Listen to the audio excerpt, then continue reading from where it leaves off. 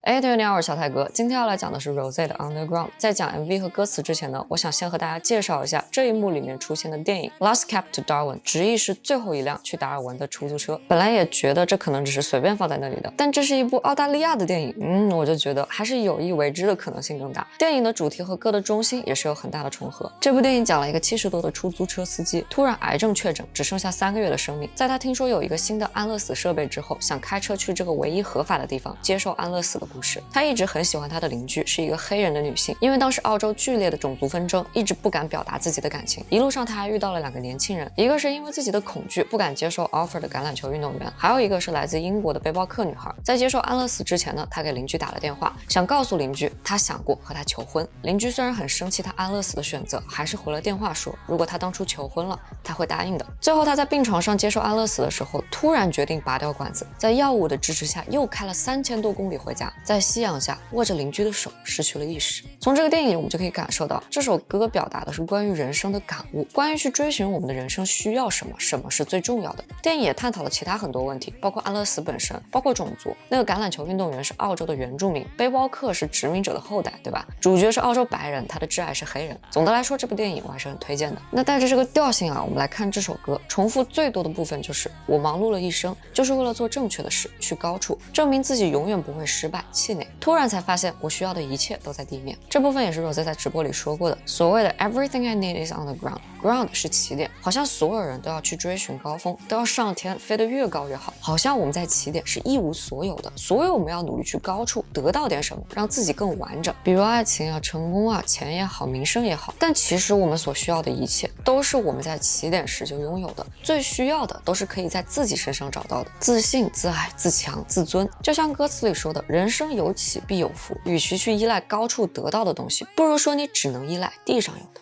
如果要在 Rosé 的经历上做一个类比啊，让我想到的是 MV 后面的一个部分，就是成年或者说成功的他看着小时候的他弹钢琴。这里小时候的他头上戴着雏菊的发卡，雏菊的花语理解来就是一个天真害羞纯洁的少女，也有深藏在心底的爱的意思。就像作为一个 idol 吧，与其去依赖名气、公司追捧，对他最大的支持还是来自自己内心的最初的对音乐的热爱。这个镜子上本来写的是 Rosé， 下一幕改成了 Roseanne。维基百科上 Rosé 的全名就是Roseanne Park。小时候的 Roseanne 想要成为 Rosé， 现在的 Rosé 知道她就是 Roseanne， 成为 Rosé 靠的就是 Roseanne 对音乐的热爱。这段怎么这么烫嘴啊？来，大家一起啊 ！Rose、Rosé、Roseanne、Rosé。中心思想我们捋完了，再来看一下我觉得比较有趣的小地方啊。首先 MV 开始就是吊灯坠落的场景 ，Coming Down 也是歌词中出现过的。这种看似华丽、人人向往的东西，坠落都不需要原因，也是突如其来。转场到电影院的这一幕，散场之后无人等待。坠落之时无人响应，但我觉得更像是完成一件事情之后突然袭来的空虚和迷茫。结束之后没有观众，没有欢呼，那我在追求的是观众和欢呼吗？如果到了没有这些的时候，什么能支撑着我继续走下去呢？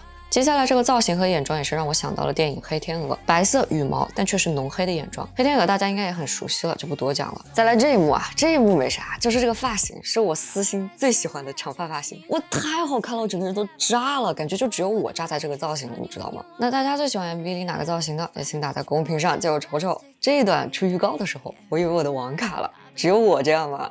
好吧，这里跳绳表达的就是一种不连贯性，也可以理解成心情或者状态的起伏。在视频剪辑的时候，我只能把这些光鲜亮丽的帧展现给大家，中间起伏里的那个伏就好像被剪掉了一样，留给自己内心的迷茫和慌张。接下来这个阶梯，我首先想到的是楚门的世界，就是楚门最后逃出虚拟世界的阶梯。虽然电影是侧面的，但都是天空的背景映射在楼梯上。这句话我的理解是，受人追捧嘛，就会收获鲜花和掌声，但花很容易会凋谢，那是不是花谢之时，也就是这些追捧消失之时呢？这种感受的理解大可不必局限在 idol 这个身份上，每个人都是一样的，你去追求父母的认可、上司的认可是吧？不如花时间去更多的了解自己，然后和过去的自己相遇。我们讲过了，好的，基本呢就结束了。至于炸车啊，大家可以自己品一品这个导弹啊，但我觉得主要还是画面很冲击。我看很多地方的评论啊，有路人说一般很平，也有粉丝说不够炸，怪 YG。总之就是哪都不入杠。当然我也不觉得所有人都该喜欢这首歌啊，需旋律上来讲，我确实也更喜欢杠，但这首歌给我带来的惊喜啊，是远远大于杠的。就像直播里 Rosé 自己说的那样，很多朋友很惊讶，以为他的 solo 会是一首 love song， 但这种表达和分享人生感悟的歌啊，不仅是在 BP 的主打里很少有，在 K-pop 的主打里都比较少有，所以我个人真的是很理解、很支持，也很感激他被选为主打。主打到底是什么呀？我不禁就想问这个问题，我从风花破盖就思考至今，到底应该是最能被大众记住的，还是这张专辑最中心的表达呢？我觉得都有道理啊，只是现在越来越多的 idol 啊，宁可 flop 都要把这首歌选为主打，宁可不那么大众，都要坚持自己的表达，我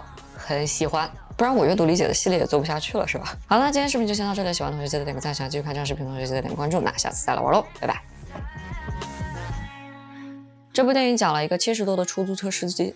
这部电影讲了一个70多的出租车司机。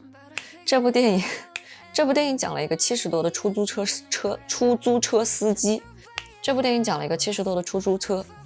这部电影讲了一个70多的出租车司机。我就想啊，我以后要是有幸能拍 MV， 我就要搞一个自行车，然后铃铛叮当一响，哗，一个特别大的导弹下来，炸掉这个自行车的画面，然后再加一个蘑菇云的效果，哇，想想就贼酷。寓意我都想好了，就是你总觉得别人是很大的威胁，人家就是小铃铛叮当了一下，就要拿个核弹去轰，其实别个就是个自行车。